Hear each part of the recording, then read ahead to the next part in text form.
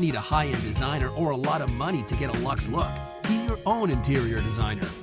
This is Affordable Interior Design, the podcast. Here's your host, Betsy Helmuth.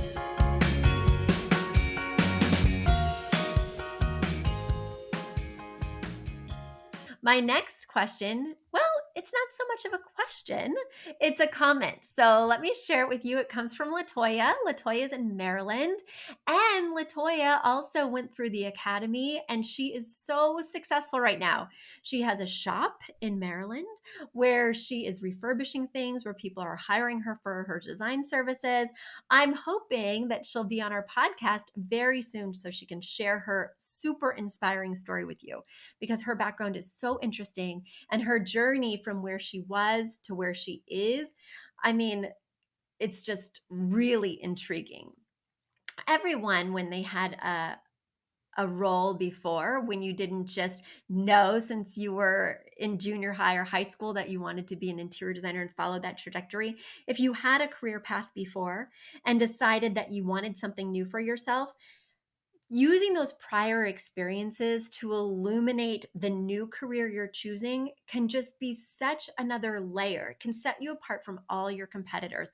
And her background is so intriguing that I just can't wait.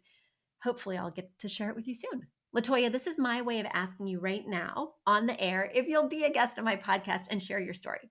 In the meanwhile, let me read your note. You write, "Hi, Betsy. You know who I am. I was listening to your podcast and I thought, hey, why not reach out? I was wondering, since the title of the podcast and due to supply chain issues, I was thinking maybe you could mention alternatives to interior design options, such as my twist on interior design. You definitely don't have to mention my little old shop, Lavish Furniture Flips. But I would love if you'd let your listeners know alternatives so that they would really open their minds to the items that they have in their possession, even heirloom or contemporary pieces that can be reimagined to fit their space and their design aesthetic. I not only do this because I love being able to create unique pieces for my clients, but also because it's sustainable. I love a home being a collection of things which creates interest and balance to a space. Not everything should be painted and everything can't be fixed, but knowing that there are options is a whole new world to designing in space. Again, I don't think that you need to mention me, but if you do, yay. As always, I adore you and all that you do for your listeners, especially your guidance. Be well, and honey, if I had the time, I would so apply for your position so I could learn even more from you."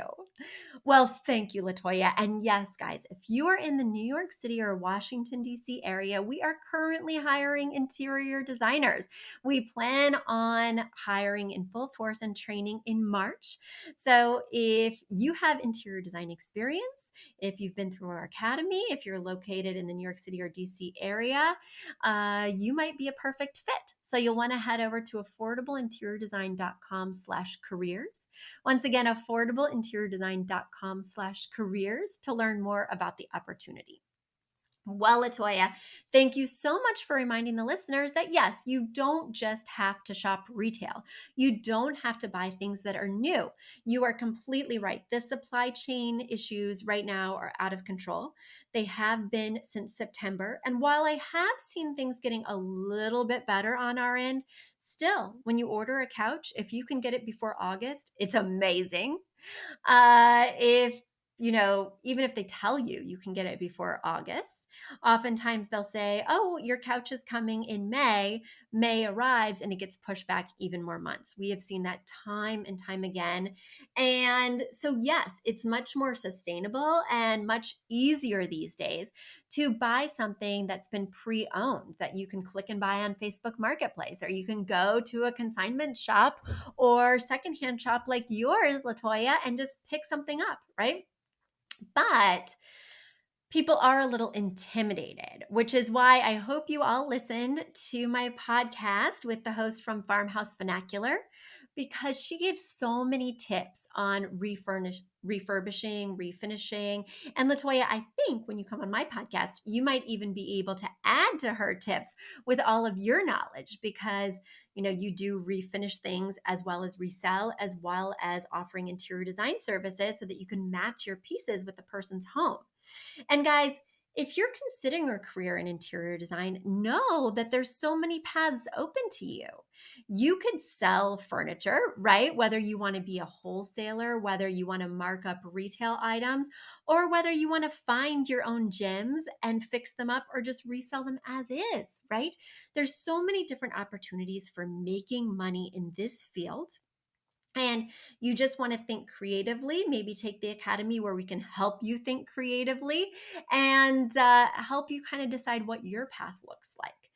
Personally, unfortunately, at my firm, we can only recommend retail because those beautiful refurbished items or the secondhand items, there's only one of them. So if that sells out, it's going to be very hard to find another one. They're unique, one of a kind pieces, which makes your home unique and one of a kind. But as an interior designer, it can make things a nightmare if I don't have control over that inventory. If I tell you, oh my gosh, Joan in Connecticut, you should totally buy this bright blue sideboard that I found on Cherish because it's perfect for your space. And then somebody snaps it up before she could even press add to cart. There's nothing I can do. Whereas for Latoya, you own that piece, Latoya. You control who buys it. And so if you've got it on hold for a client, then it's going to be in stock for them. So that's just a little bit of my hesitation. It's also my hesitation speaking about it too much here on this show because it's not something I'm actively able to do due to the one of a kind nature of those pieces. But as some of you know from listening to my podcast, part of my love of interior design, and I would say it's maybe a small part, it's more maybe a part of my entrepreneurial DNA, is that my dad was an auctioneer. So in Missouri, my dad was an auctioneer for estate sales and things like that. We lived in his auction barn for a short time. So our house was attached to this big old barn where he'd open the doors and have his sales. So it's been ingrained in me since I was little to love old things and also to, pave my own way. He owned his own auctioneering company. And anyway, that's a whole different thing for a whole different day. But I do have a total love and appreciation for old things. I love auctions. I love thrift stores. And I wish I was able to use those resources more with my clients. A big thank you to Aton and the Embassy who wrote our theme song. A shout out to Catherine Heller who owns the podcast shop and is our editor extraordinaire. We also want to thank Ginny Sunasan and her team at the Savvy Podcast Agency for their help with our social, our YouTube channel, and so much more. We also want to thank Uploft, which is our parent company who supports this podcast. And lastly, we owe a huge debt of gratitude to you. Thank you so much for tuning in and for all your support.